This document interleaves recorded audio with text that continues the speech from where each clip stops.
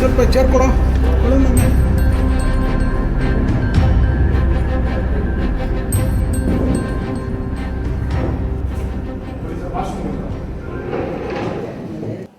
ಮಾಗಡಿಲಿ ಯೋಜನೆ ಮಾಡಿದ್ರೆ ಅದು ರೈತ ವಿರೋಧಿ ಯೋಜನೆ, ಬಿಡದಿಲ್ ಮಾಡಿದ್ರೆ ರೈತ ಪರ ಯೋಜನೆ. ನೀನು ಯೋಗ್ಯತೆಗೆ 80% ರೈತರು ಒಪ್ಪಿದ್ದಾರೆ ಅಂತ ನೀನು ಯಾವ ಬಾಲ್ಯಲ್ಲಿ ಹೇಳ್ತೀರಿ? ನಿನಗೇನಾರ ಮನುಷ್ಯತ್ವ ಇದೆಯಾ? ಮಾನವೀಯತೆ ಇದೆಯಾ ಏನಾದರೂ ಮಾತಾಡೋಕ್ಕೆ? 80% ರೈತರು ಒಪ್ಪಿದ್ದಾರೆ ಅಂತ ಟಿ ವಿ ಮಾಧ್ಯಮದಲ್ಲಿ ಕೂತ್ಕೊಂಡು ಹೇಳ್ತೀರಲ್ರಿ. ಯಾರಿಗೂ ಕೆಲಸ ಮಾಡಬೇಕಾಗಿಲ್ಲ.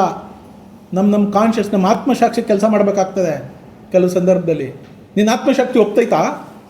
ಆ ರೈತರೆಲ್ಲ ಪಾಪ ಕಣ್ಣೀರಲ್ಲಿ ಕೈ ತೊಳಿತಾ ಇದ್ದಾರೆ, ಕಣ್ಣಲ್ಲಿ ರಕ್ತ ಸುರಿತಾ ಇದೆ.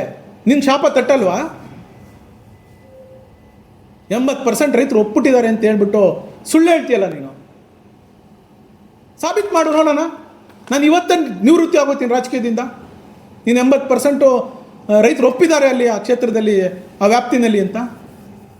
ಇವತ್ತೇ ನಾನು ರಾಜಕೀಯದಿಂದ ನಿವೃತ್ತಿ ಆಗ್ತೀನಿ ನೀನು ಸಾಬೀತು ಮಾಡಿದ್ರೆ. ಗೌರವ ಇರಬೇಕು, ಆತ್ಮಸಾಕ್ಷಿ ಕೆಲಸ ಮಾಡಬೇಕು. ಹೌದು, ಎಲ್ಲರೂ ಹಣದಿದ್ದೇ ಹೋಗ್ತಾರೆ, ಎಲ್ಲರಿಗೂ ಆಸೆ ಆಮಿಷ ಎಲ್ಲ ಇರುತ್ತೆ. ಆದರೆ ಯಾವತ್ತೂ ಅಂತ ನಾನು ಏನು ಮಾಡ್ತೀನಿ ನನ್ನ ಕಾನ್ಷಿಯಸ್ಸು ಪರ್ಮಿಟ್ ಮಾಡಬೇಕು.